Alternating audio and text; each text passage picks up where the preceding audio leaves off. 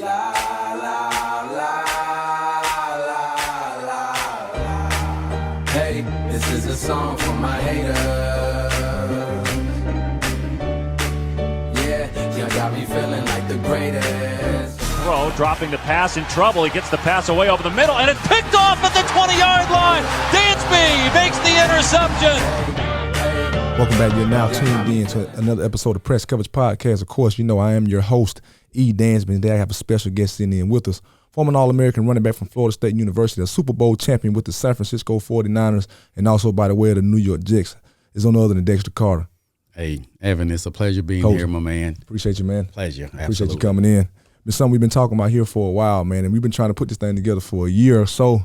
And we know we see each other in passing, man, and we say, hey, we're going to get to do it. We're going to get a chance to do it. But now we're finally here. And I think now with everything that's been going on here lately in the news, man, it's now wanted. Oh, yeah, it's the perfect time now, man, with the postseason for high school. And, yeah, definitely. And of course, the postseason for college, too. Yeah. So, man, before we dive into your amazing journey on the gridiron, man, I just got to first attack the elephant in the room. You're Florida State Seminoles, that's your alma mater, man. They finished at 13-0 this year. They win the ACC for the first time since 2014. They go on a neutral site. They beat LSU. They beat Clemson in Death Valley for the first time in 9 years. They beat a number 16 ranked Duke, and they win the ACC. But it still wasn't good enough. The committee doesn't select those guys to get into the college football playoff, man. As a guy that played at Florida State, a legendary player there, what's just your thoughts on the committee's decision? Well, obviously it's disappointing. But anytime you put it in the hands of 13 individuals to make that decision, right? Now, any other year would have been fine because they've never had. There's always conversation about maybe one or two spots, but and this year, let's say that you had more undefeated teams that were in Power Fives, right. You know. It may be understandable, but when you have four, there's going to be some conversation like that. Right. But to me, if you're in a Power Five and this year you have four undefeated teams, then it's obvious who the four is. Right. Now, based on my understanding, you need to win your conference. Right. Now, that kind of is odd man out for Georgia because they lost their conference. So is Ohio State. So exactly. It's just what it is. But at the end of the day, you ask me a question. What do I think about it? I think it's unfair. I don't think Jacksonville Jaguars lost their quarterback. Now I don't know for how long, but it looked bad. Right. Maybe it won't be. Trevor Lawrence. We've always said, although I'm an offensive guy, I'm empathetic to the rules that favor offense. Right. I'm a true believer that defense wins championships. Yeah, exactly. Florida State has done what they were supposed to do. Right. You tell your kids you come here and we do A, B, C, and D, and we go undefeated. Right. Oh, it's not even a question. It's heartbreaking for them. It's heartbreaking for Coach Norvell, who has to have that, and it has to be brief. Conversation, because you quickly have to get that thought away from there and get it on the University of Georgia in the Orange Bowl. Right. And I think he's going to do that. It's just unfortunate this time. We can talk about it all day. We're talking about it here today, but I try not to talk about it anymore because everybody knows it's unfair. Now, there's some that think it's justified because there's nothing greater than the great SEC. And it was like that when I came around. It was like that when you came around. Exactly. But, Florida State beat two SEC teams. They did. And, Florida might be down, but they're still our still rival, Florida. And they're still a SEC East team. Exactly. That you got to deal with. So I think we just need to,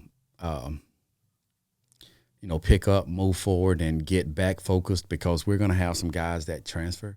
Yeah. That's not going to play in the bowl game. Georgia's going to have the same thing. Right. So somehow you've got to get past the hurt and the pain and move forward because I think this game, Orange Bowl, could have easily been the national championship. Right, exactly. So both teams got Yeah. So both teams got something to prove. Definitely. And Florida State got a whole month to prepare whichever quarterback they're going to use, right, which credit would go, I think, Coach Norvell would do it. Right. I mean, we won the games we did with the second and third team quarterback. So I think we still have an opportunity. You know what? Hey, we didn't win it all like we think we should have or had the opportunity to do. Right. But you know what? You can go and beat a great team in Georgia. Right. And I think if they do beat Georgia, man, that'll kind of set the precedent Absolutely. that the committee didn't make a mistake. And for me, Coach, it's always been that, for me, just seeing football from an outside lens now, but I had played college football at the time. For me, looking at college football now, I believe, my just opinion, that the SEC has been overhyped. And I say that because when you look at them this year, they're 7-9 against top 25 teams, right?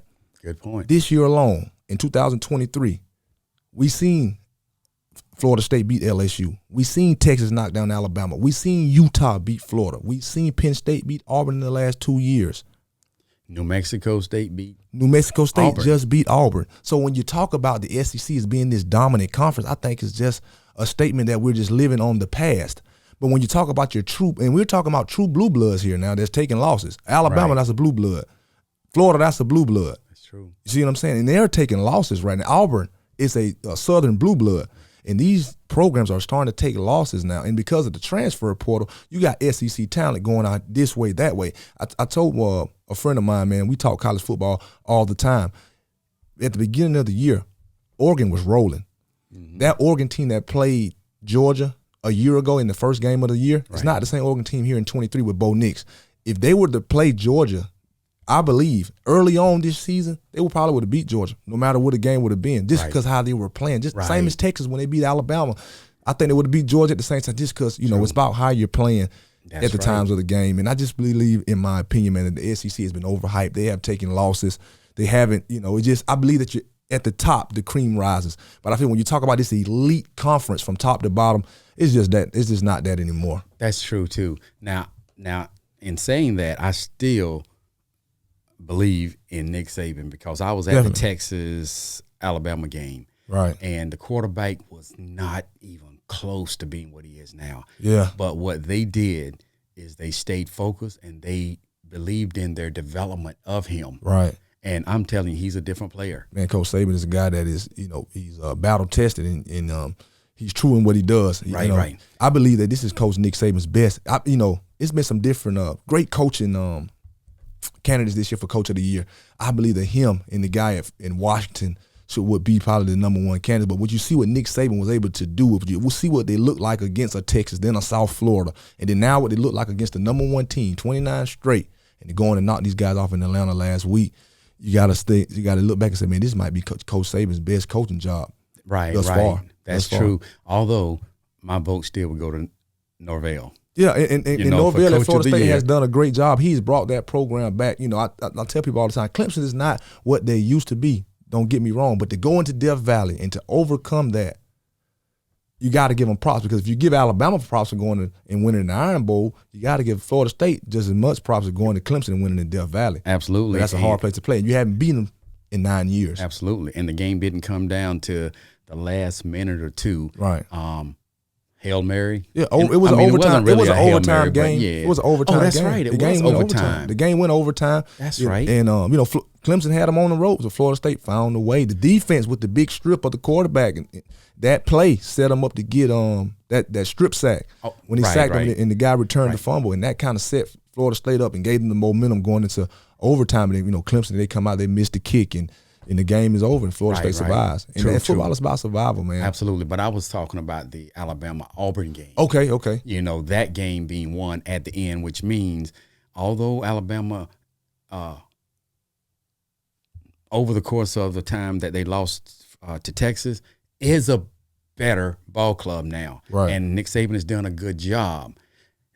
Now, I don't have a problem with Alabama being in the four. I think they won the SEC, and I love Georgia. Grew up a Georgia fan. Gotcha. Hey, Ray Goff told me I was too little. Okay. Bobby Bowden said, "Come on down here to Tallahassee. I got you." Yeah. But so I still like Georgia, but and long win streak, but they lost. Right. So I get it that they're out, but I also understand they're complaining about it. Yeah, but man. at the end of the day, you lost you lost the And one for you me, should have man, won. For Florida State, you can't deny the results on the field. For me, we've seen this happen before. Florida, it was Ohio State. Cardale Jones was a third-string quarterback. They go on to win the national championship. They knock off Alabama in the college football playoff in that first four. That was the first year. They knock off Alabama with Ezekiel Elliott and Cardale Jones and those guys. They knock them off, and they go on. And I believe they beat Oregon in the national championship that was led by Marcus Mariota. Great team. They knock them off with a third-string quarterback. And Cardale Jones went on NFL, made plenty of money. Didn't survive long, but that's just the league, and we know that. Absolutely. But he made his name, and he was a third-string guy. So, you can't deny the results on the field because that guy who's the third-string at Florida State, man, he's definitely there for a reason. He may not be the starter, but he's there to become the starter one day if that's the vision. They recruited him to have a vision, and they're playing for him. So I just believe that it was unfair, man. But like you said, we just have, Florida State has to move on. The fans have to move on. I know he's been an alum. You guys are just moving on and seeing what's in front of you, man. So absolutely, man. I'm gonna be there rooting for the Seminoles against Georgia. And one thing on the quarterback, I was noticing when he was playing because we were in North Carolina at the Florida State as they beat the 14th ranked team. Right. I mean, people can say what they want. Still, that was a 14th ranked team. No slouch, man. There's no slouch. I think Brom, who was a backup quarterback at the 49ers when I played, right. For a couple of years. So it was good to see him come to his home, right. And do a tremendous job. Gotcha. But anyway, number 11, I saw some mannerisms in him, and Devin, my son, my 10th grader, he told me, man, this summer, he said, Dad, that freshman quarterback is the real deal. Yeah. And I know the play calling had to be adjusted somewhat because he wasn't really ready.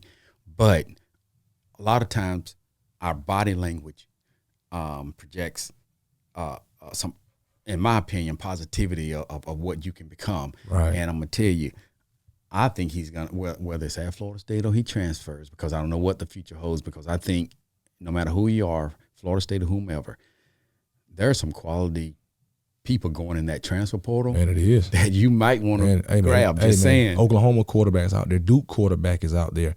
The guy from Oregon State that played at Clemson. That's I don't want to mispronounce his name, but he's out there. And Florida State is very fun. They're very familiar with him because he played at Clemson. So, and I believe he will be a good plug and play. That's true. For the short term, for Florida State. And speaking of that, I know we're going to talk about the transfer portal later, but it goes from a recruiting perspective because that is a conversation in itself, and I'm not going to jump into it. I'll let you bring it on later, but I believe it has a lot to do when these seniors commit. Right. Knowing the date that this transfer portal opens up is key. Right. Because it has a lot to do, where my son was, our conversation was, hey, I think the perfect time to commit is after your sophomore year. Right. We said state championship. Ironically, we're in the state championship next week, so he would have been committing. Well, he committed last year, but I didn't know he was going to do it, but he told me the reasons why, and I was like, that's how I raised him that way to give me that response. Right. But anyway, but one reason why the sophomore year came up is because whether you're a 4 or 5 star, he's a 4-star now. I believe he'll be a 5-star, very soon. Right. But 5 stars, they're going to wait on you. Right. Right. 4 stars, maybe. Maybe, yeah. But anything less than that, just in the shuffle, man. When those transfer guys get in there, hey, they're going to take up those scholarships that high school kids usually take up. Yep. So I was like, and there's quality in those 3 stars. There's quality because, your 5-star guys are proven guys, don't get me wrong, but no one is just proven until they actually step on that field and play. You can be what you want to be in high school, but until you step on this field, and I tell people all the time, no one can measure a man's effort and his man's heart, especially on the defensive side of the ball. With offense is a little bit more skill. And defense, too, it takes skill. But when you're talking about your 3-star guys, they're just some hard-working guys that are going to come in and bust their tail and get after it in the weight room, and they're going to show up on time. They're going to be there on time. That's what makes the meat of the team. That's what builds championship is those type of caliber guys, because you're always going to have your stars, but you got to have all the other guys. Because most times, you've been on high-powered teams, your star is never usually your leader. Right. Not all of them. Your best player sometimes is not usually your leader. Right. Your leader is sometimes the guy that's on time every day.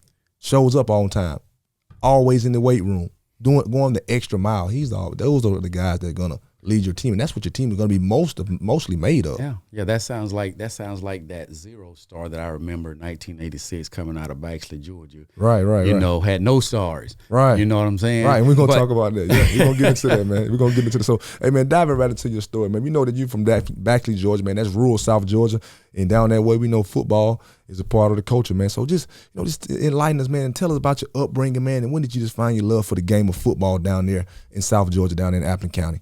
Well, I found the love for the game before I was 8 years old. Gotcha. My mom was a Dallas Cowboy fan. Oh, so man. I grew up a Dallas Cowboy fan. Okay. Me and my brother, and I was a Cowboy fan up until 1990 when I got drafted by the 49ers, Right. and realized very quickly who our rival was. Right. You know, definitely in that time period. And they kept the Cowboys took 3 Super Bowl rings off my finger.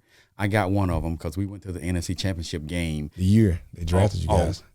No, 90 we went. Yeah. But we went against the Giants. And Right. And Giants and Lawrence Taylor and them beat us in the last 3 seconds. They kicked the field goal to, the NFC Championship that was like game. that 15-13 type win. Yes. Yeah. Yes. And then 90, ironically, nobody would remember this, but 91, my second year, we were the hottest team come playoff time. Right. But we gave up some early games. So we won 10, but the way the league was, other teams had better records than us, but nobody wanted to face us. Right. If we got in there, we were going to win it. Right. Then 92, 3, 4 came, and it was us and Dallas in the NFC Championship game every single year. Yeah. But my love for the game, I have to give the credit to my mom. Gotcha.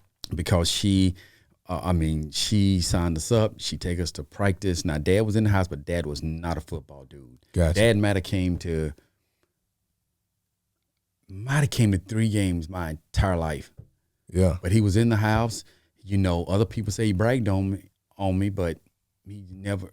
And he may have come to the games, but I never saw him. Right. He was not. He was more of a musician. He wasn't. He wasn't a sportsman. Yeah, he wasn't a sportsman. But yeah, I Pop Warner there in Baxley, Georgia. Yeah. Always, man, football was the thing down south. Yeah, man.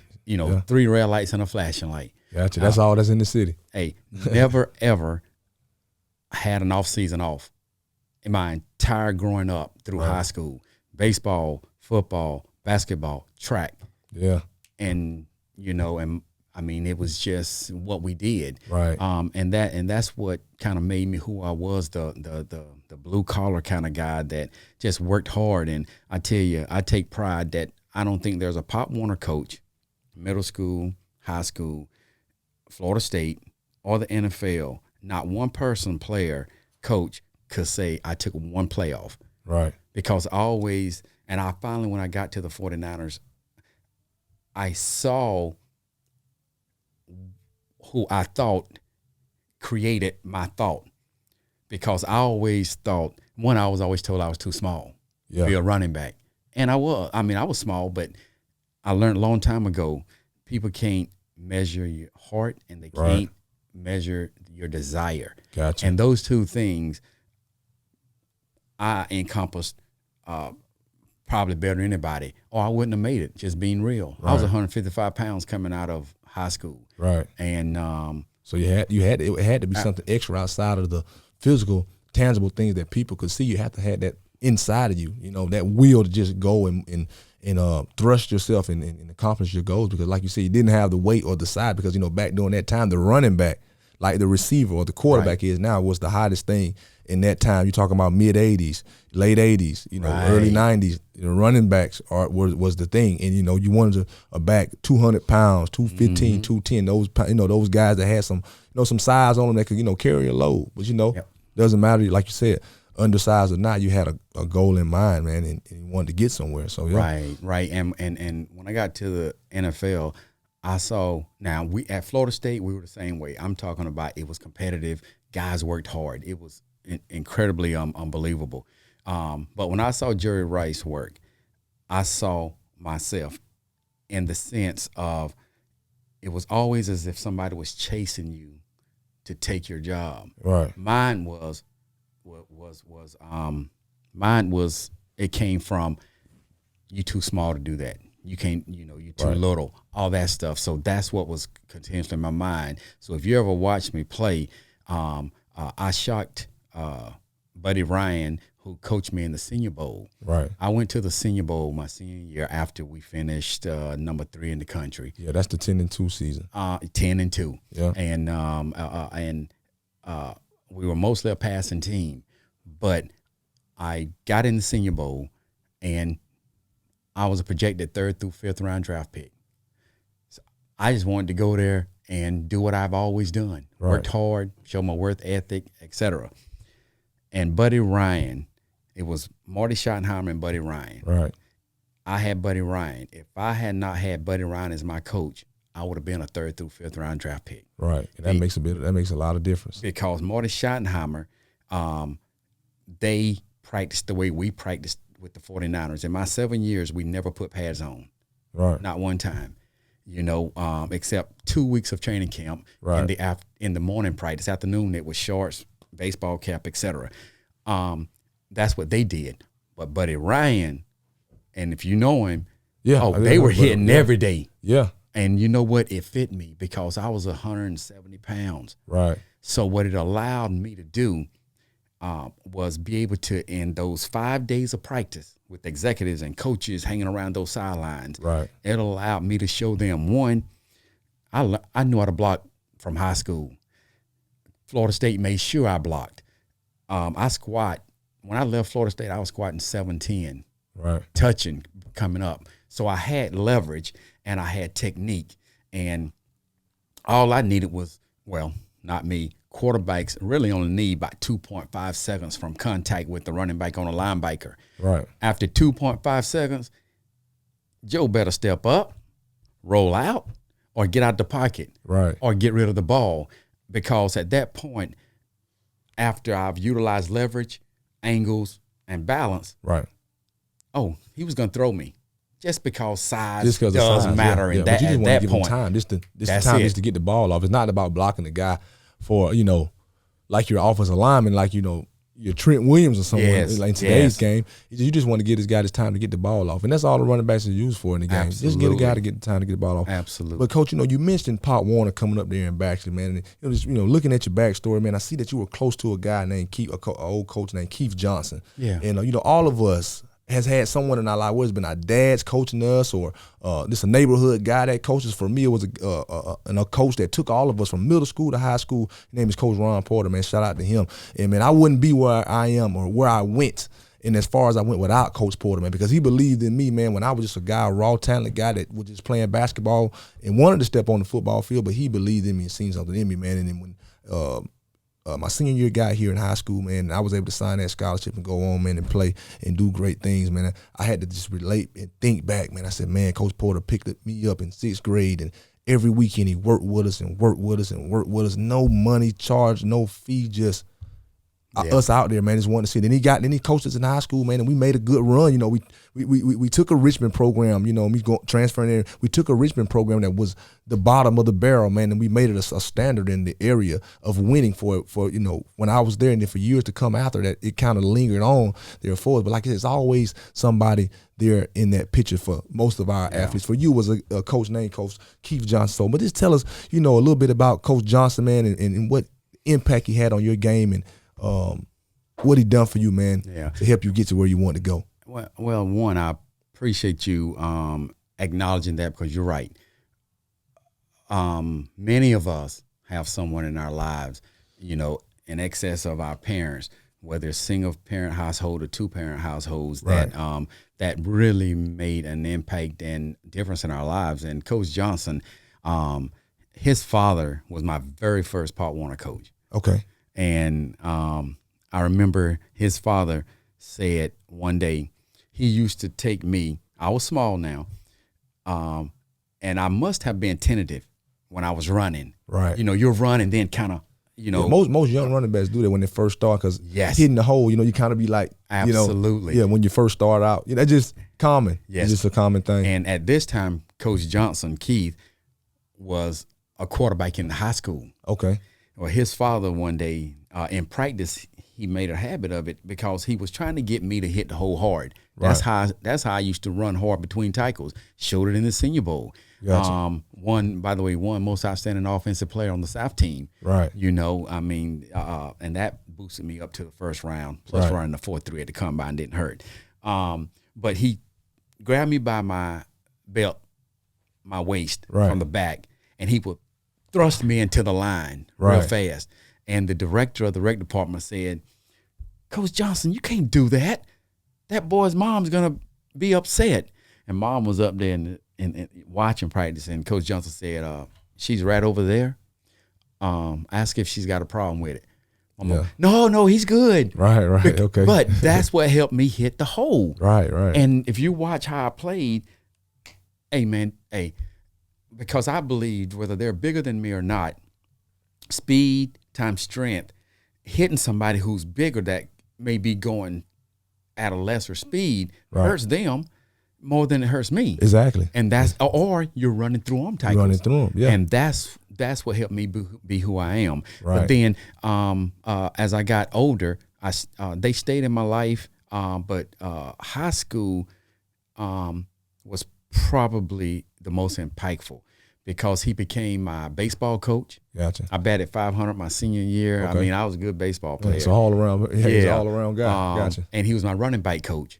And it's funny, you know, some stories I can't tell, but some stories like there was a small portion of my high school where you know, because of some issues related to my father, I stayed with him. And I'm telling you, he didn't change word.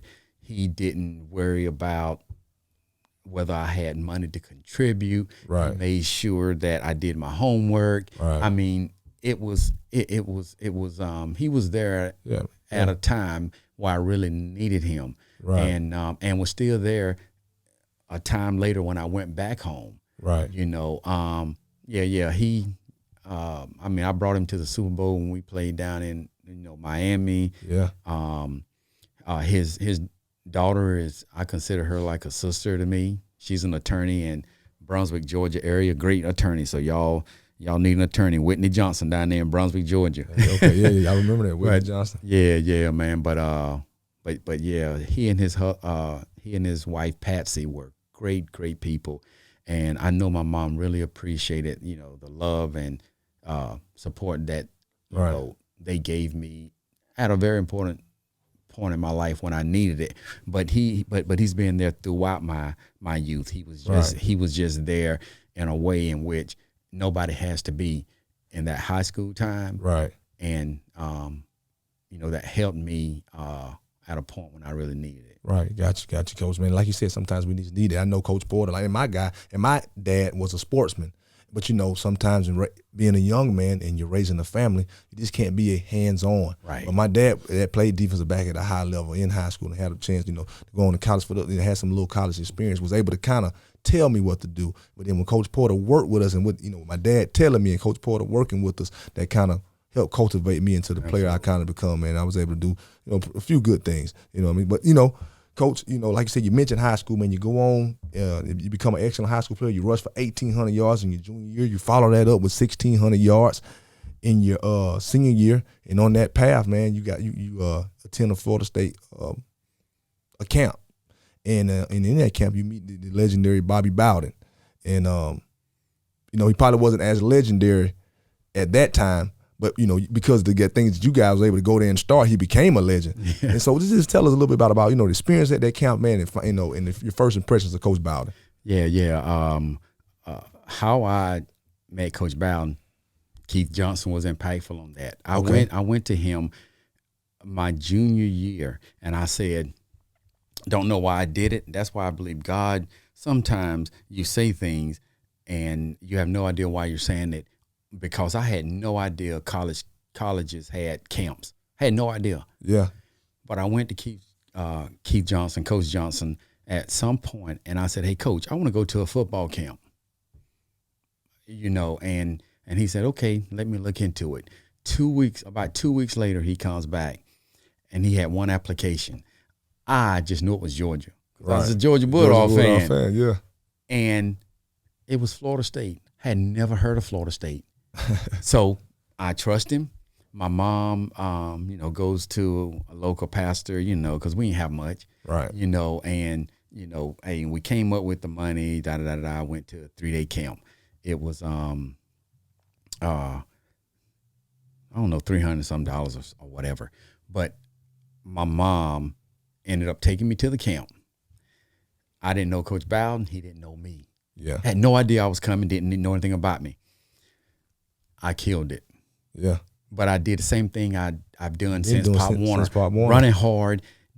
You can't teach effort and energy. Can't imagine. You can't teach it. Yeah. And I gave it all to him. Now the athletic ability to catch and run fast, I mean, that caught their eye. Right. But just the effort in which you was doing and catching the ball. Absolutely. A lot of coaches look at the intangibles in the player and the tangibles, but it's certain things that we don't have to coach this guy to be a certain type of way because he's already got it in him. Absolutely. And the second or third day, I learned that Coach Bowden calls up a number of players that have caught their eye, and he offers them.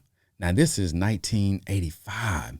Yeah. And I remember he called me up, took us into his office one at a time, and he said, "Hey, buddy," love to say buddy. "Hey, buddy, I had no idea who you were before you came, but," he said, "I love what you showed us. I love what I saw."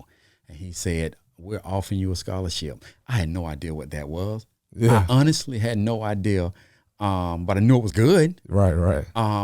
I had already really liked what I saw of Florida State, even though how some people grow up like I did in Bexley, never went outside of it, so you don't know what's out there. What's outside of the confines of where you're from. Right. So I didn't know what was outside the confines of that athletic facility. Right. But it was a beautiful campus. Yeah. But what I did see, I liked it. I know the stadium now is quite different than back then. Yeah. But it was a Rector set, but it was still about 60,000. Yeah. I mean, it was there, and Dion was in the class, the 85 class. I came in the 86. Yeah. They had the number one class in the country. Gotcha. And Coach Bowden now, he won the 1980 Orange Bowl and was undefeated, but lost to Oklahoma in the Orange Bowl. Right. So he was doing some good things. Kind of made a name for himself. Yeah, because he got there in 76. Right. So within 4 years, he went undefeated. Yeah. And won the Orange Bowl. Right. And I don't know if you but Ron Sims, you remember Ron Sims, the wrestler? Yeah, Ron Sims. He played defensive. Yeah, I know Ron Sims, the wrestler, but I didn't know he played for the Florida State. Yes, he was an All-American. Okay. His number is retired. Okay. From Macon, Georgia. Yeah, okay. Yeah, man. Yeah, so man. so I want to say an old coach of mine, man. He's from Macon. I think an old coach of mine told me about him one time. Cause my old coach, he's from Fort Valley, Peach County. Yeah. And that's how I kind of found out about Ron Sims was because he was from Peach County. They kind of knew each other. Yeah. Someone in his family knew him. But he's a Seminole, man. Okay, yeah, man. And but anyway, he offered me, man, and I'm telling you, he had me at hello. He had me at hello because, I got letters from Alabama. I got a letter from Florida. I don't know the seriousness of it because they never offered. Right. It was like Georgia. Ray Goff just didn't recruit Baxley. But all I know is when Coach Bowden offered me, when I left and went back to Baxley, it was a done deal. Right. Other teams may have come in my senior year, didn't matter. Right. Florida State was where I was going. I didn't where you waver. wanted to go. And but what that taught me was don't ever waver away from what you really are, and that's what I tell my kids and I tell other kids, and I think that's what I love about what you're doing too, because for Columbia County and Richmond County to have the football that they have here, that there's got to be some more superstars here. Oh man, plenty. We see them. Plenty. So what we do is we have to be the guide. We want them to reach out to us. Right. You know what I'm saying? And because we've got the template. Now we can't make any promises. Right. That's why, I have a lot of kids, hey, can you show my film to such and such? Now I'm careful about what I do and how I do it. Yeah. Because see, we're only as worthy as our word. Right. If a coach knows you're going to bring them, they're going to look at some film that can Right. fit them. Oh, they're going to welcome you all the It's time. all about being credible. Absolutely. You Right. know that, and I'm honest with kids, and I'm and their parents. I'm not because first of all, there's about 118 plus Division I schools. Yeah. A whole lot of Division II, NAI, and 3A three schools. That's a lot of schools. It's a lot of schools. As long man. as you go and don't pay. That's what matters, and that's what counts. I tell, and like you said, I tell young guys I come across all the time, man. You know, they want to go to Georgia, they want to go to Georgia Tech, maybe not Georgia Tech, but they want to go big deal in Florida State, Alabama, Auburn, Clemson. Sometimes you may not be negated that opportunity, right? But your Georgia Southerns, your Appalachian States, shout out to the Mountaineers, Furman, wherever it may be, there's opportunity for you to get a free education and to play some good football, because you know as well as I know, especially in this day and time, the NFL is in every corner of college football. That's what I was about to say. The path to the NFL is still there because some people develop later. Yeah. And get the opportunity to play and show. I mean, Shannon Sharp came out the same year I did. Savannah State. I was first round pick. He was 7th round pick. Right. And look at him. He's in the Hall of Fame. Yeah. So if you're good enough, you get the opportunity to play at the school you're at, you're going to be seen. And even if you don't, somebody could see something they like. Right. And you may not have gotten a whole big opportunity at your school. A lot of them are playing in the league. Right. So, never give up on the dream now. Yeah. At some point, we all realize. Yeah. The end goal sometimes is sometimes the thing to get to the end goal absolutely may not be where you want it to be, but the end goal is the NFL, and you get to the NFL. So be it. I had no dream of being in Boone, North Carolina. I had no dream of being in Greenville, Tennessee. But the end goal, I was able to get to Charlotte, North Carolina. I was able to get to Minneapolis, Minnesota. That's what I'm talking about. But those wasn't my schools of choice. Coming up, I was had been an Alabama fan. Florida recruited me heavily. A lot of ACC, your Wake Forests, your Dukes, But because of this different recruiting stuff, and me not kind of being an athlete that took it seriously on the field, but then kind of because I was becoming somewhat of a star, kind of slapped back on the grades, and it's kind of where I'm going. And so I had to take that route. And now I tell kids all the time, don't be the guy that had to take that route, because that route is a little harder. But I was a guy that needed that route, that needed to go to a school like those schools that's just it's a sports school and they are on you and you're grinding. That was just for me. Absolutely. And it made me, and so for me, it helped me focus a lot better, because sometimes you can go to a big school, man, and where you want to go, and you get, sometimes, man, Tallahassee is just too big for the country kid. That's true. Sometimes it can be. It wasn't for you, but for everyone's not Dexter Carter, you know what I mean? And that can handle what comes with being at a Division I school, and you're mingling, with everyone on the campus. Everyone just can't handle it. So, man, like you said, man, Coach Biden offers you, man, in 1986 you arrived, man. You playing, you played with guys like your Deion Sanders, Sammy Smith, who you shared the backfield with, man, Leroy Butler, and Chip Ferguson, just to name a few, man. So Terrell Buckley. Yeah, Terrell. Just so many great football players that came during that mid to late 80 tenure within Florida State football, man. So what was it just like this, this playing at Florida State, that experience, man? What was it like this, playing up under Coach Bowden, and y'all, Coach Bowden was a good coach at that time and was making a name for himself, but he really had made a staple point for himself when you guys got there, man. And that 80s run with the Fiesta Bowls and the Sugar Bowls and, wins over Nebraska and Auburn, and, those years kind of gave him a name and thrusted him into the, what he was becoming into the 90s. So what was this is like, man, this being at Florida State, the campus, the football program, what was it like? One was incredible. By the way, for Coach Bowden, let's give West Virginia some credit. Yeah. Let's give what's the school that lost a lot of players in the plane crash? Marshall. All those great schools that he had an impact on, man. Right. I mean, just started at Florida State. Those coaches, they're branches from other coaches, absolutely. And then they have to, reach out, and but their origin is from someone else as well, right, other programs, right. And I'm so happy he was at those schools because it helped him become who he was, and by the time I got him, man, one, he had a great group of coaches. Mark Rick was the graduate assistant quarterback coach. Okay. Lou Holtz was a graduate assistant receivers coach. You know, John Eason. Just you that know, branch, man. You hey, start seeing all those names. Chuck Amato. Yeah. I mean, Brad Scott became the head coach at South Carolina. Yeah. You know, just some great coaches, and all of that had to do with what Coach Bowden created at Florida State. We probably had, being real, the training table back then, it was all football. Right. It could have matched anything today. We had Miss Betty. Well, Miss Betty had some honey chicken.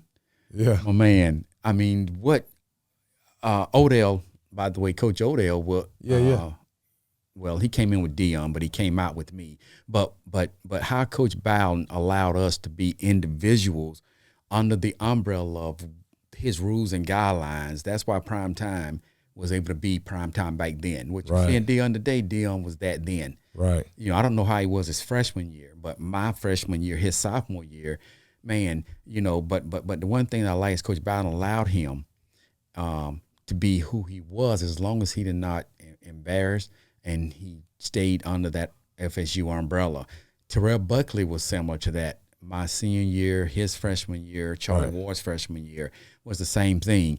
These players, man, when I saw Dion and the junior and senior class ahead of me, when I saw how they practiced and how who knows what the transfer portal would have been if it existed, but I just have a belief that nobody would have went in it, because we were who we were, because we were competitive. Right. We practiced. We were 3 deep. You know, if somebody got hurt, down, next man up. Right. You know, and we hit, and it was just awesome, man. And so to have a campus that was as beautiful as it was, the facilities that were absolutely immaculate in 1986. Right. I mean, it was crazy. So, and even the academic facility, I'm just trying to tell you everything that went into it. Just the experience. My mom sends, State, my mom sends me away, and it was literally everything that I needed. Burt Reynolds, I don't know if you know, he played running back at Florida State. Yeah, Burt Reynolds. And Burt Reynolds, he built Burt Reynolds Hall for us my sophomore year. Yeah. Man, it had to be the first of its kind. Right. All football players, brand new apartments. I guess I'm trying to say, to come along that same time as my sophomore year, we went 11-1, 10-1, or 11-1. Yeah, I think it's 11-1. Was it the 87 season? 87. So yeah, the 11-1 year. Yeah. Couldn't get past Miami.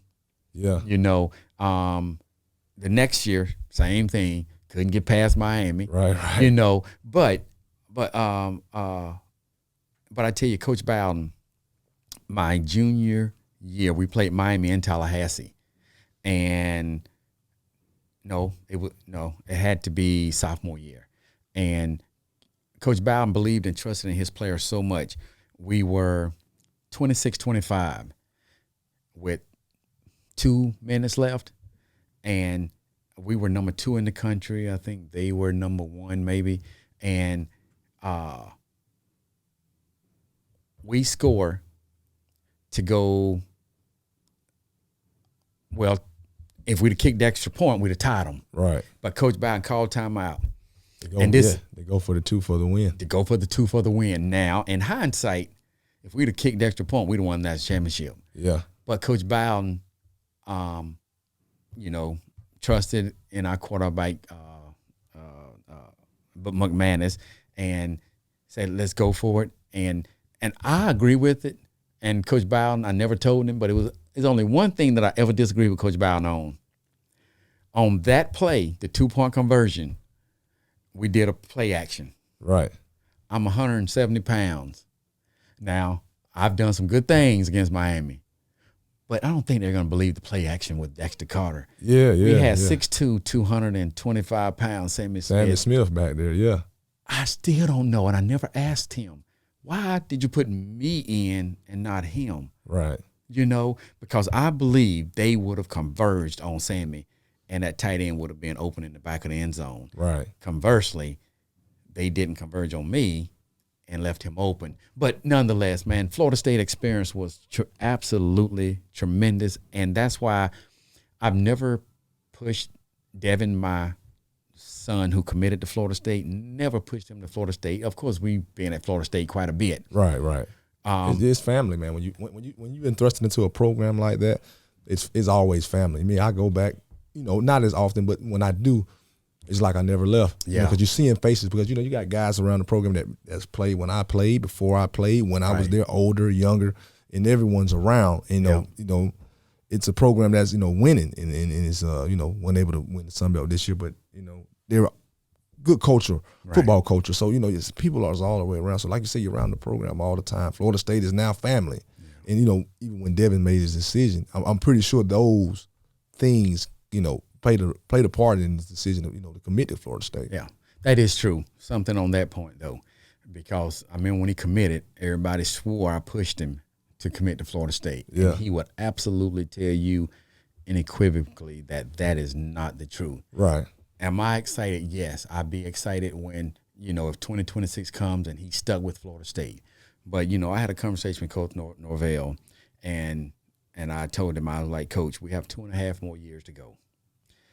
And Devin has been off by everybody from Georgia, Alabama, Michigan, Southern Cal, Penn State, Ole Miss, 9 SEC schools. It's my duty for those next 2.5 years to make sure that I make sure he sees these schools. Sees them, yeah. Because I want to make sure when he steps on Florida State campus, if that's where it continues to be, and no matter how the first week goes or the first month or the first year, I want him to understand he had a chance to see all these other schools. And he made a decision. Right. So I don't want to hear that. Right. Where you step on, I can't tell you what the future holds because it's his decision. Right. But from my perspective, no. As a father, as a coach, as a former college coach who has recruited coach players on that level, you are going to do enough evidence, be in meetings, be on that practice field, look at them. Right. To where, one, every day isn't going to be pretty. Every day is not going to be the day you want it to be. Right. But you know what? You don't just walk away. Yeah. So yes, Florida State, we're excited. But again, so if people out there see us on a trip to Alabama or Georgia or whatever, right. You know what? That's what a daddy's supposed to do. That's as part of this being a father. I mean, like I said, I don't have a son just now, but I have a young daughter, and it just looks like she's going to take a liking to sports. And even though I'm a big UConn women's basketball fan, if North Carolina is where she want to be, and if South Carolina is where she may want to go, then it's for me as a father to leave those doors unturned and to walk into those and thrust it and let her make her own decision where she will not regret anything because if I pushed her to a point to saying, well, we'll do this for your dad, but no, I want you to do it for you, man. But, like I said, get back to Florida State, man, your career, man, it was great there. 1987, you guys, finished 11-1 win over Nebraska in the Fiesta Bowl. 1988, another 11-1 season win over Auburn in the Sugar Bowl. In 1989, a 10-2 record overall, man, and another win over Nebraska in the Fiesta Bowl. And, you finished your career with 17 touchdowns, man, nearly 1,800 yards. You averaged 5 yards a carry. Just a weapon in so many different areas on the football field. Also ran track at Florida State. So when you look at, being a football player, what you was able to accomplish, on the track, what does it mean? Just looking back in hindsight now, you're talking 20, 30 years ago, 30 plus years ago. What does it mean to Dexter Carter now, Florida State? You know what? I'm still amazed. I'm still humbled. Don't take anything for granted because that life, as you know, it goes so fast. Next thing you know, those that played 3 years, man, it's gone. 7 years like me, it's gone. Man. Even if it's 15 years, what we felt at whatever end point we had is the same feeling that our high school teammates had that did not go and play college football. Man, I tell you, it's the same feeling. It's a hurt feeling. Yeah. It's a camaraderie of what we had. Man, I tell you, that's gone. It's just it's it's a feeling that my mom told me a long time ago. Got my mom's voice on one video interview she did with Ken Griner out of Savannah the year we won the Super Bowl. And she said, I always knew that he would make it because he had that desire. Right. And we're talking about, I didn't even think in 1994 my mom would identify me with that word. Right. And as I think back to it, man, it just talks about the feel I have for what I was able to do, you know, and accomplish, man. Yeah, man. It's a marvelous career, man. In college, you know, playing at Florida State, you know, what you guys was able to make the program. You thrusted it into a great program into the, you know, the mid to late 80s, and you thrust that into the Charlie Ward era, into the 90s, man. But that thing started right there at the Dion and the Dexter Carters and the Sammy Smiths and Chip Ferguson and all the great other players to come along. Boy, Chip would love. Hey, I hope Chip hears this, because for you to mention his name being real, you know, he's gotten lost in all those great quarterbacks we've had. Yeah, man. You know, with me and doing these podcasts, I like to do my research. You know, when we talked and we said we are going to do it, I was right there in on it, man. I'm looking at film and I'm looking at other interviews and I'm looking at other players and I'm looking at numbers because, you know, I want to give credit where credit is due. Yeah. Not to say that no one I haven't mentioned wasn't a great player. Right. It's many great players that come through Florida State in your time period that I didn't mention, not to slight anyone. But, you know, when you look at some players, like, man, that guy was a really good guy. Just from the eye test, it's me just looking at something, no sound, no nothing. Just when me as a coach and doing some scouting and stuff like that, I would look at the film, no sound, no nothing. When I look at a live game, just nothing what the commentator said. What do I see? And so when I just looked at some film and what you guys was able to do, and just looking at different things, I mean, this guy's a good player. Yeah. But sometimes those people get kind of lost in the shuffle, and that's okay. But instead, man, still. Great player to come through Florida State, nevertheless, man. But, so, Yeah, and I'm glad you said that, because just being honest, even Dexter Carter, and sometimes because we've had so many great players. And I don't even know if you're in the Hall of Fame at Florida State. You know what, Coach? But you should be. And Coach, if you just look at what Dexter Carter, the effect he had on in that mid to late 80s period. Of course, you had your Deion Sanders and the start of what he was, but I'm talking about that to carry that program on after Deion was yet gone. It took a guy like a Dexter Carter, a Swiss Army knife type of player that we see a lot today. That was back then. That was the anomaly. Now is a common thing today. He was an anomaly then. You appreciate it more today. Now looking back, like, man, that guy was really a player. So that's why I say, man, if you're not in the Hall of Fame, man, Florida State, go ahead and put him in there, man. If you ain't now, because now when you're looking back on it now and looking back then, it's like, man, this guy was really a weapon. The numbers are great, but they might not be as great as someone else's. But when you look at a kick return, a punt return, catching the ball out the backfield, running the ball through the tackles, being a smaller back, being able to block as a smaller back, and kind of being a pass threat, because you put that bigger back in the game, he's not the pass threat. That eliminates something that the defense has to worry about. They're not worrying about him leaking out on the screen or anything like that. You know what I mean? So that's beautifully said, man. I appreciate that. Yeah, no doubt at all. And that's just, man, just looking at the film, man. Just looking at the film, no sound, just doing my research, man. But like you said, man, so many great players come through there, man. You've been one of those greats, and it's gonna be more greats that come through, and that's in every college football program. Thank you, man. Yeah, man. And Coach Bowden, actually, a couple of years before he passed, it was the same year the head coach at Middle Tennessee State, and I mean, he's a friend of mine. I can't believe it slipped my mind, but nonetheless, he played quarterback at Florida State. Okay. And 2 years before, he had been put into the Hall of Fame. So it was at that point, it was me and him. And Coach Bowden was like, I thought Dexter was already in there. Like a lot of people think that I'm already in there. And the explanation I've been given is, well, there's a lot of current players that need to go in. But then the thought is, well, okay, but all those people you're talking about are people after Dexter. You're saying, oh, they need to go in. Right. But you're saying he deserves to go in. But what are you waiting for? Right. And that's what I was saying. Man, you can appreciate the skill of a Dexter Carter now because of the game that is in our face right now, but that skill set was revolutionized at that point.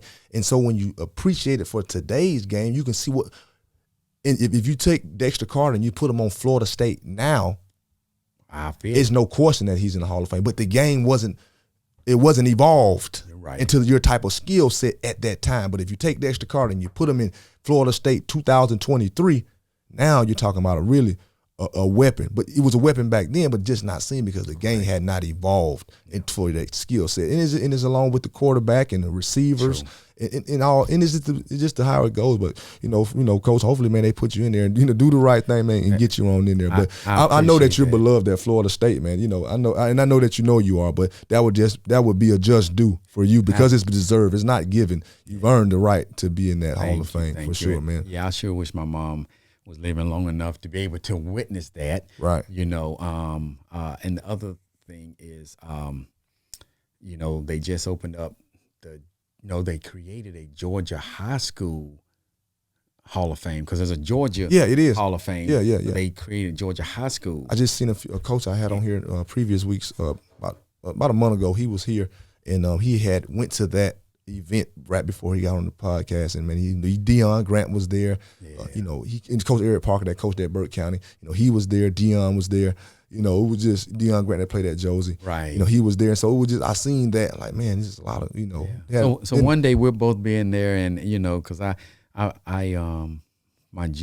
sophomore, junior, senior years, you mentioned 1,800 yards rushing, the 1,600, and I had another 800 plus, over 70 touchdowns.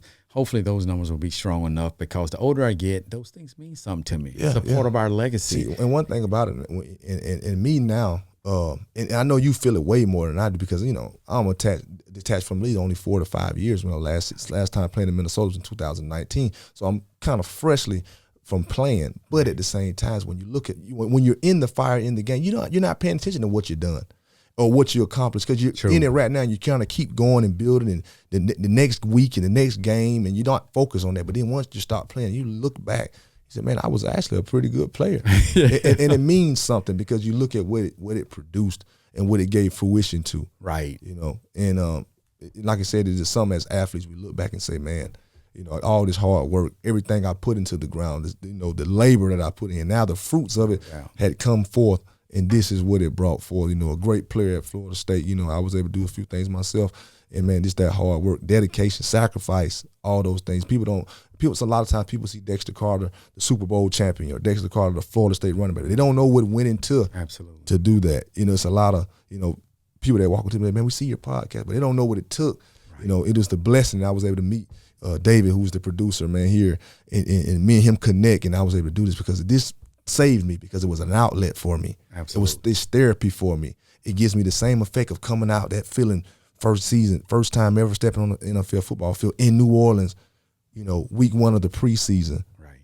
And even though it was a preseason game, what that meant, I feel that when we put these headphones on. So this is an outlet for me. It connects me back to the game. And everybody has their story. And that's why I done it. Because so you can come here and tell your story from your perspective. So, Coach, man, getting back into you, man, just like any great collegiate player, you got aspirations of playing in the NFL. And in 1990, San Francisco 49ers select you in the first round. You're the 25th overall pick. You kind of gave us a over summary of how the Senior Bowl went, and that kind of went into your selection process. So just tell us what that process was like for you. Senior Bowl, combine, whatnot. The Senior Bowl came right on the heels of the 1990 Fiesta Bowl, beating Nebraska and finishing, I believe, number 3 in the country, I believe. And interesting story to my senior year. We're preseason top 3, something like that. Well, first game of the season was in Jacksonville, Florida, against Southern Miss. We lose by less than a touchdown, but we lose to a gentleman who announced himself to the world, Brett Favre. Yeah. So it was like, we ain't got to have no problem with Brett Favre, but a lot of people forget he had a receiver named Michael Jackson.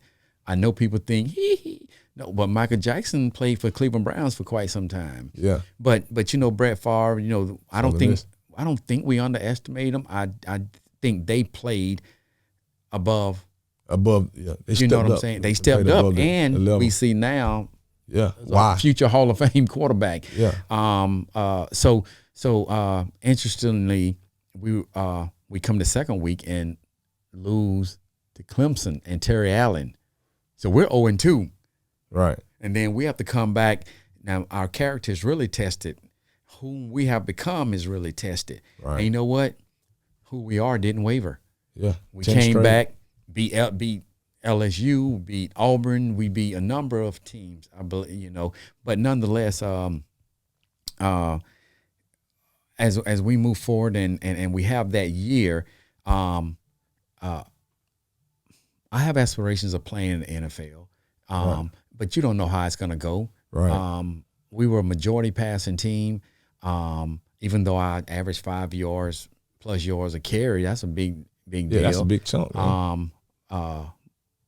But just having it come together and me still, regardless of how we won, how anything else happened, it didn't change the way I performed. And right.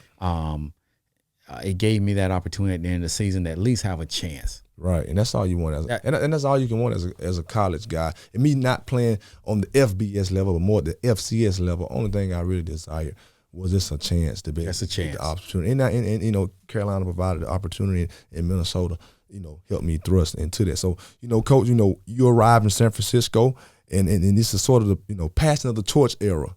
Joe Montana era to Steve Young era. And at that time, they're coming off back-to-back Super Bowl wins, and they're chasing a third consecutive title. So what was it like that rookie season in San Francisco, man, playing for a team that now has high expectations? A lot of times when you're a first-round pick, you're going somewhere, the expectation is not as high, not a lot of pressure on you, but you're thrust into a situation now where you guys are back-to-back Super Bowl champions. You're coming from Florida State. You're probably coming in here to plug and play, not to watch. Yes, and being drafted at the back end of the first round, you have a chance to be drafted by the Super Bowl champions. Yeah. And when I got out there, I was in awe of Joe Montana. I mean, I was watching him play as a middle schooler, and having a chance to watch him play. But what totally blew me away is literally only 2 players I can ever say I played with that I don't know if I can use the word jerks, but there was 2 of them. One was Bill Romanowski, and everybody knows the history of him. Yeah, Bill Romanowski, yeah. And Charles Haley. But Charles Haley, there's a reason and a reason that he was, because we knew back then, at least we thought he was a hyperactive person as a kid growing up, and he would take Ritalin back then. Right. But after all these years, we find out he was dealing with bipolar. Right. At least that's an excuse. Bill is just a jerk. Yeah, just naturally. Yeah, he's just a jerk. But every other person blew me away. Joe, Steve, Jerry, John Taylor, Ronnie Lott. Ronnie Lott, yeah. Now, the story about Ronnie is interesting. Ronnie wasn't rude, but Ronnie didn't say anything to me. He said something to me about game 5 or 6. Roger Craig got hurt game 5. I worked my way up through training camp to be second team. Right. So I fill in for Roger. First game, Monday Night Football. I run for 124 yards, 13 carries against the Rams. That next Monday is kind of a walkthrough practice, yeah. That light, yeah. Running, offense is up, running through some plays, and and even on Monday, I'm running 50 yards down the field. That's just what we all did. Right. Ronnie is about 30 yards up on a knee, just on the sideline. 35 yards, I run by him. I'm jogging back, and Ronnie says, "Hey, Rook, good job." I was like, Ronnie said hello to me. I mean, it blew me. And after that, he was freaking cool, just saying hello. But Ronnie is not mean, but the 49ers do things a different way. Yeah. And you got to prove yourself. Prove yourself. I remember when Dion word was that Deion was coming in not for the 94 season. Right. Joe had left. Steve Harris Barton starting tackle. It was 3. Oh, Jerry came to me because we had 3 Seminoles on the team. Me, William Floyd was a rookie. Right. Dedrick Dodge, safety. Mm-hmm. But I don't know if they went to them, but he came to me, and they were not happy. That word was we were going to get Deion. Right. And they were honest about it. They said because they felt like the way we do things is about business. It's about class. It's about, and they just see flamboyancy and by Deion. And I told them, I was like, hey, guys, if you don't play with him, you probably won't like him because that's what you see. But when it comes time for practice and being there before anybody else and the last one on the field and never talking bad about somebody, he just tells you what he's going to do. Right. And he's done it. Never saw him talking bad about anybody. And they had a talk with Mr. DeBartolo. Wasn't happy, but hey, Mr. D wants to win. Right. So they bring him in. About 5 weeks after Deion comes, every one of them came to me and said, you were right. Steve Young was dancing out the touchdowns. Ain't never danced.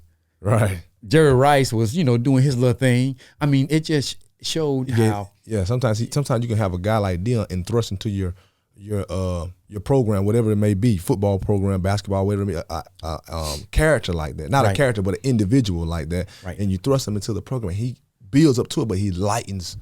He lightens it up. He lightens the room. That's exactly. And he lets everyone be able to let their hair down. Everything hasn't be so tight because we're already tight anyway because this is a production type business. And if we don't produce, this is livelihoods on the line. Yeah. And so then he allows you guys to kind of. Yeah. Now the Super Bowl is a different story now. The story is already out there, so it's not like I'm telling part of the story is not there. So they were cool during the season.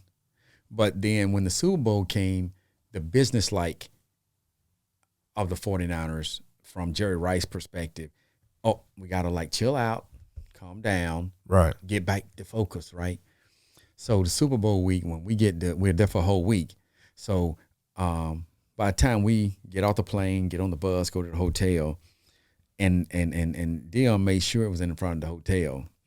He had a Lamborghini, letting everybody know he going to be partying all week. Now, he going to do his thing now, but there's enough time for all of that, Jerry didn't think so.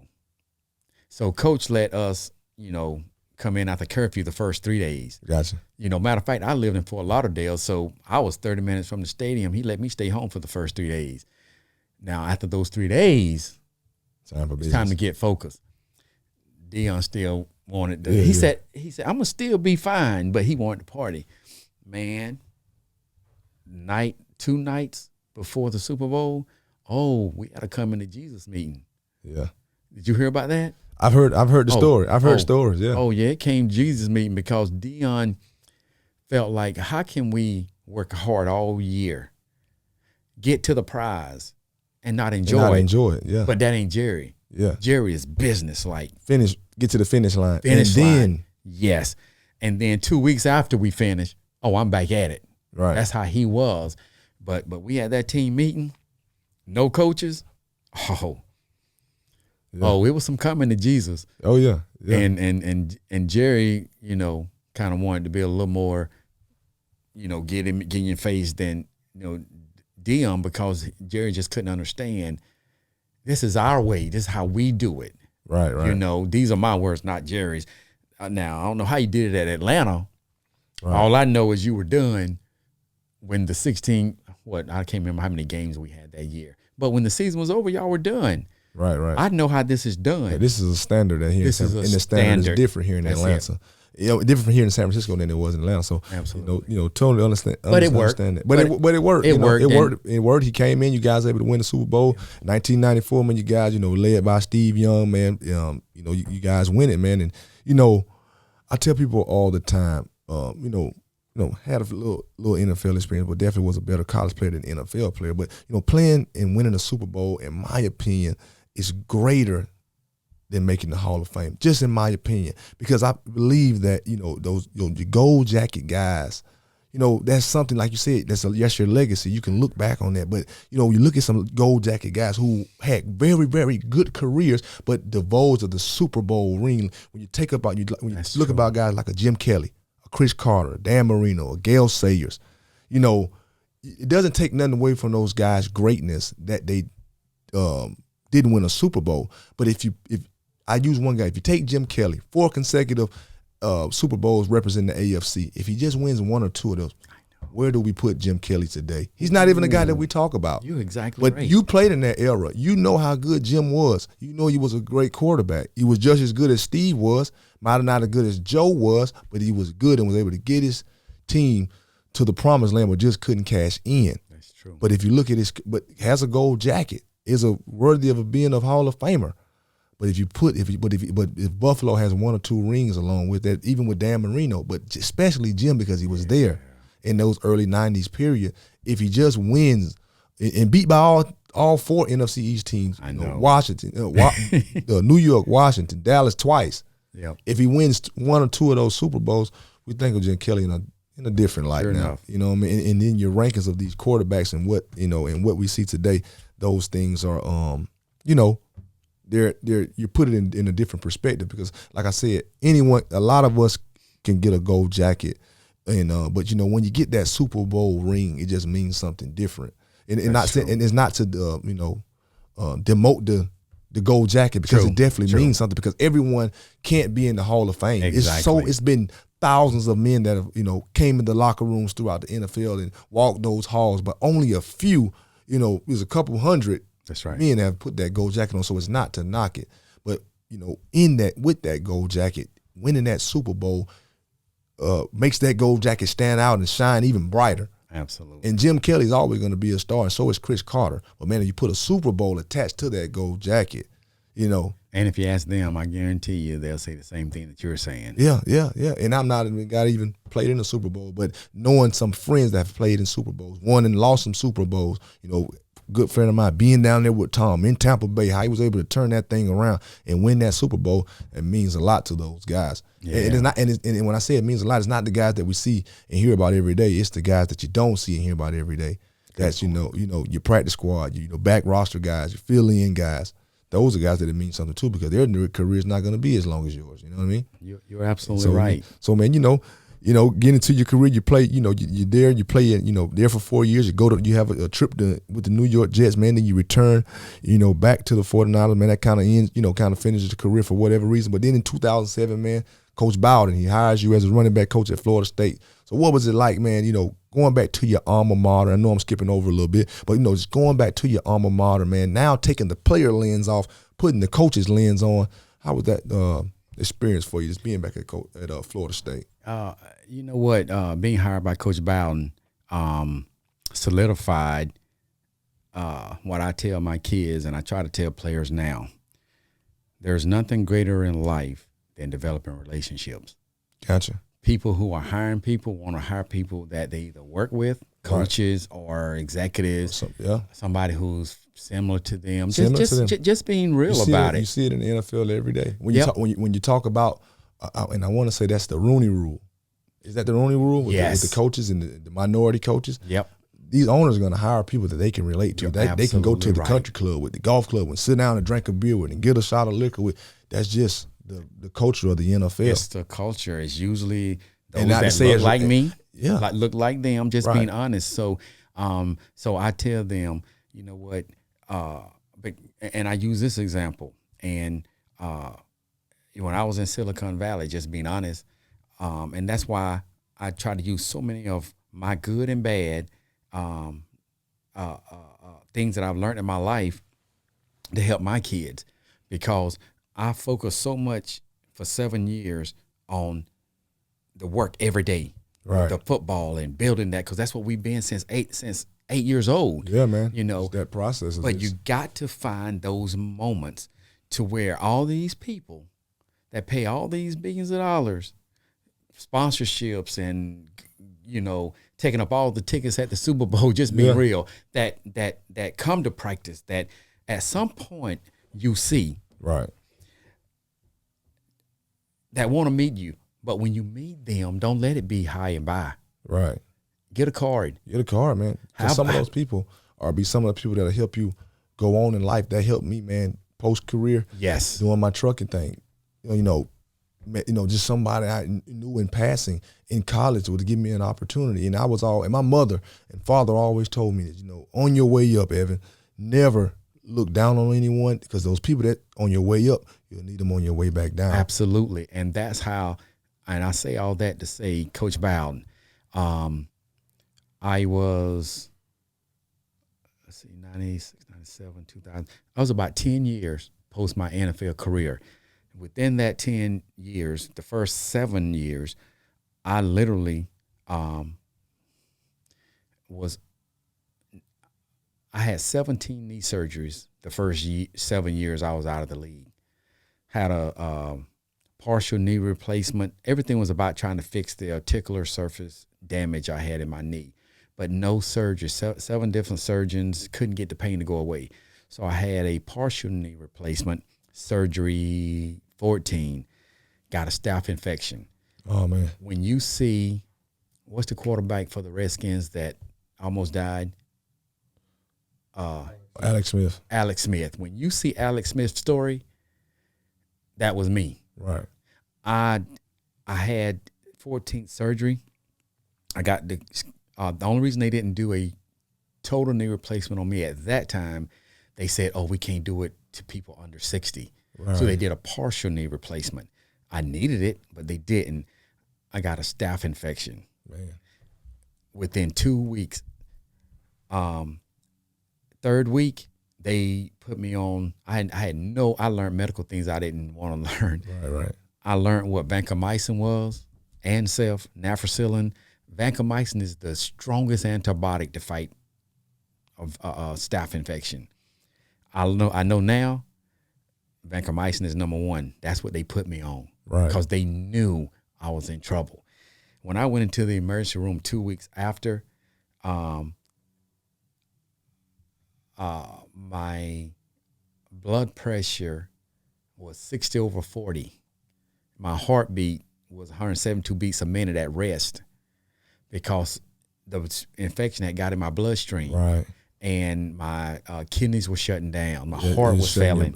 Shutting your body down. I was on a ventilator for a month to try to keep me alive. And when I woke up, what saved my life was what I said I would never do. Arthur Ashe. Yeah. Arthur Ashe, as a kid, he passed away with AIDS.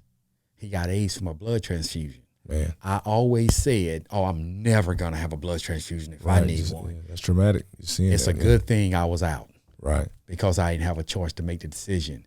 And when I woke up partly because a blood transfusion saved my life. Right.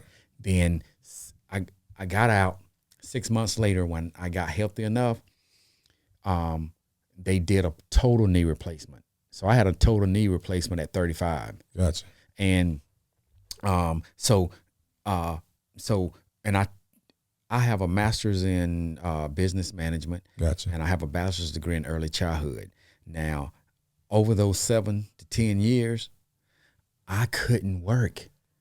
And these are private things that I'm writing in a book that, sometimes I think, we were talking earlier, and sometimes, you think, nobody wants to hear your story. Everybody's got a story. But at the end of the day, somebody out there, the story can help. It's going to help someone, definitely. So it's encouraged me to continue Right. on that book. But nonetheless, as a former player, people don't realize, one, every dollar you get, this is for me. The federal is the same with everybody. Right. Before I got my check, it was 39% gone. Right. Another 9% from the state of California. That's what, 49%? Yeah. 49%. Before you even get a dollar. Now, every state that we played in got smart.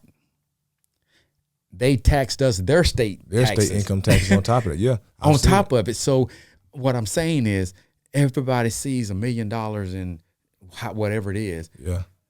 It's not really that. It's not really $1 million, man. You know, after you chop it down. You would chop it down. Because I've seen guys and go. I've seen guys. I mean, I had Antonio Hamilton in here. He didn't want to go to the Raiders because it was so expensive to stay in California. And then when you're an undrafted free agent, and now, man, you gotta live like you're the average person. You gotta not live to say like you're better than the average person, but when you play for the Raiders, it's supposed to be a type of luxury of this type of life. And because you might have the room with someone, man, it just and the thing is, it doesn't matter what the reality of it is. When people look, no matter how many times you tell them the 39% federal and whatever the state tax is, you're a former player, whether you play 1 year or you play 17. Right. You're still a former NFL player. Just like I had to educate my kids early on that if we move, no matter where we go, at some point they're gonna find out who daddy is. And there are some things, because a lot of times what kids' parents think is told to them, then they come back to school and say it. And my experience sometimes has been, oh, he wasn't that good anyway, coming from the parents. Yeah. And then they said to my kid, but I have to educate my kid on not to get upset. Yeah. Don't take it personal, because I don't want to have to go out to the school and have to talk to them. Right. You know what I'm saying? So I had to really educate my kids. So it doesn't really bother them now. I don't even know if it bothered them then. I just felt the need to say it. Know, yeah. And I said all that to say this. 7 years I went. Thank God I watched and took care of my money. 7 years. It was related to football activity. And the NFL fought me, telling me it had nothing to do with them. Right. It's crazy, man. So, and back then, the NFL only covered 6 months of post-football insurance. Right. Everything else was on me. So I said all that to say this. Those 7 to 10 years, I couldn't work, living off what I smart enough to save. So when Coach Bowden came in year 10, right, I didn't expect Coach Bowden to hire me. I had coached high school, my kids growing up. This is why relationships matter. Are important, because it's not what you know, it's who you know. Coach Bowden told me it's not about the X's and O's. I know you know that. It's about the man that I know you to be and what you can teach these young men. Right. He's the only man in the country that would have did that for me. Gotcha. So he is a man that I didn't only feel indebted, not cash money indebted, but indebted because God put him in my life, in my mom's path. He had my mom at when she realized the Christian he was. Right. All right, man. Oh, you going to Florida State? Yeah. She didn't have to say that, but I knew I was going. But anyway, but at the end of the day, it's that relationship. How can you build relationships with those people? Because I believe God puts people in your path, and there's whispers, that we have the right to listen to and create that relationship, or we just keep going by. Right. Because there's a lot of people that want to help you that's passing by with their hand out. Gotcha. But they ain't going to stop and wait on you. And that's what I've learned. Right. So that's what I'm trying. The things that I didn't do as well as I should have with those relationship building when I was in San Francisco, Silicon Valley, right, startups, I didn't know. I mean, I grew up with nothing. Right. I didn't know. I was in the gold mine. Right. But nonetheless, that's what I try to tell kids, and especially mine. Develop relationships. It could be somebody in your high school, right, or college, or wherever it's going to be. But treat people with respect. Don't burn bridges, because you never know who you may need or may need you in the future. Yeah, exactly, man, exactly. And like you said, you never know. You just never know. So like I said, it's always important to teach our athletes, to teach our children, always be kind, man, never burn those bridges. Coach, man, your story's been amazing. In closing, in these podcasts, man, I always like to share give a good message, something that can help someone, whether it's a child, a former athlete, even a parent or an adult, something that can help them. Coach, you're a former player, a former coach. If you've seen this football world and from many different lenses, right? And so now you're going through it as a parent that's going through the recruiting process, that lens, right?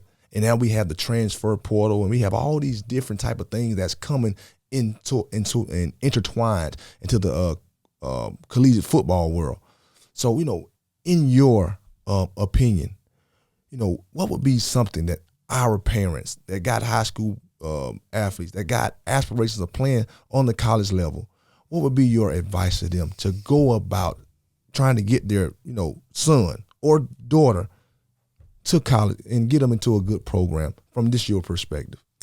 Okay, I believe that I know every parent think their kids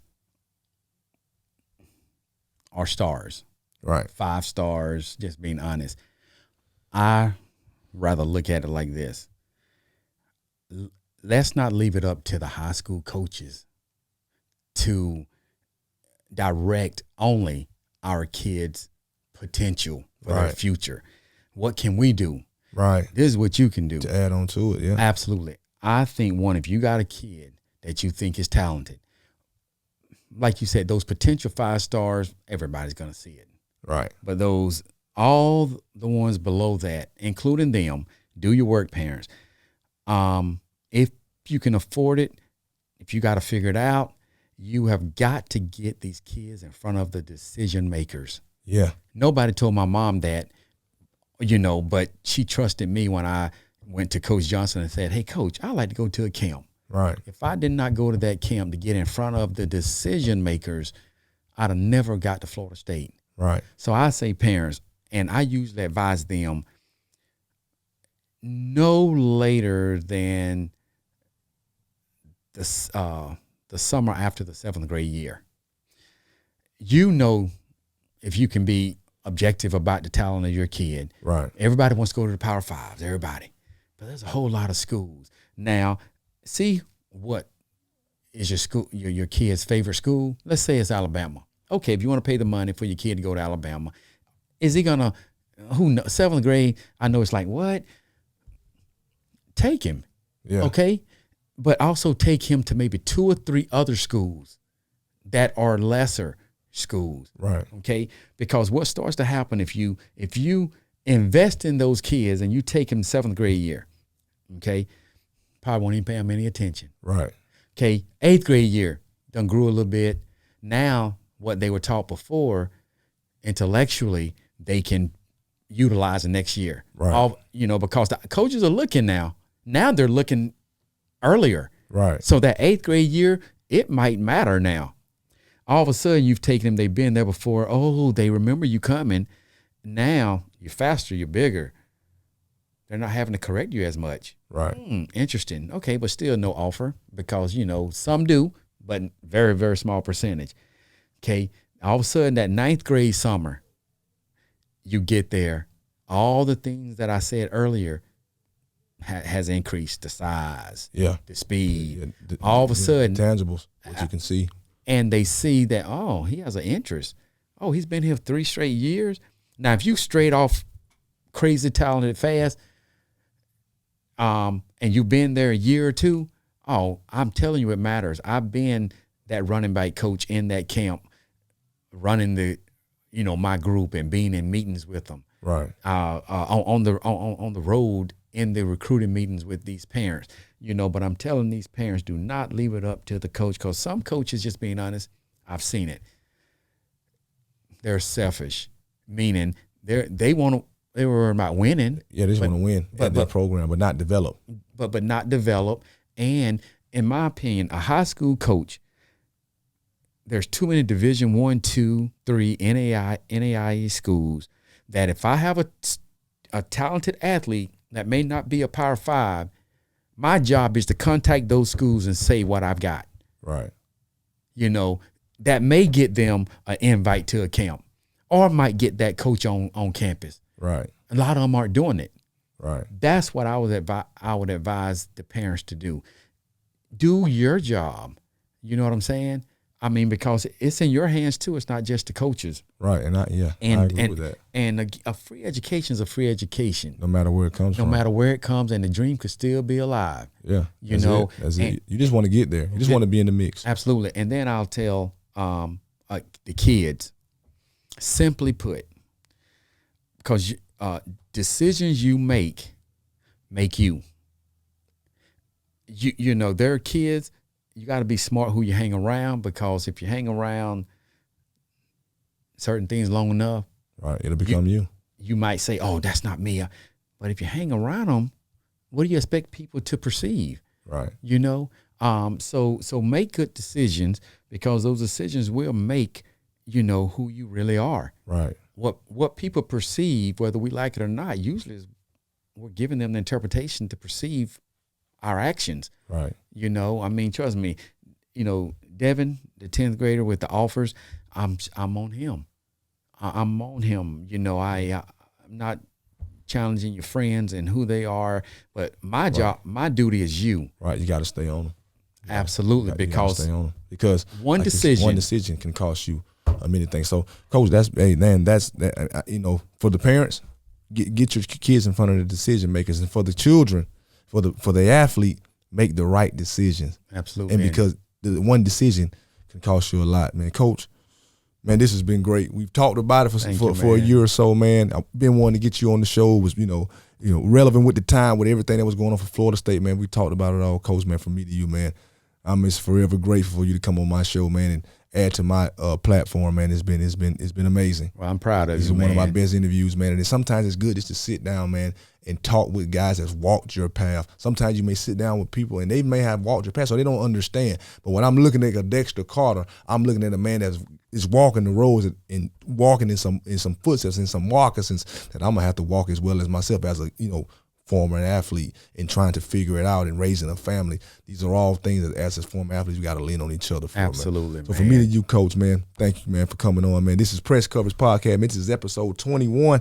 Press Coverage Podcast. Definitely go out and subscribe, like, give me your feedback. I'm sitting down here with the legend, the Florida State legend, Dexter Carter, San Francisco Super Bowl legend, Dexter Carter, man. We're over and out. Thank you. Thank you.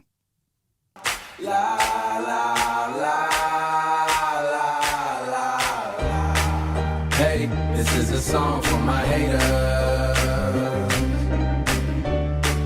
Yeah, you got me feeling like the greatest.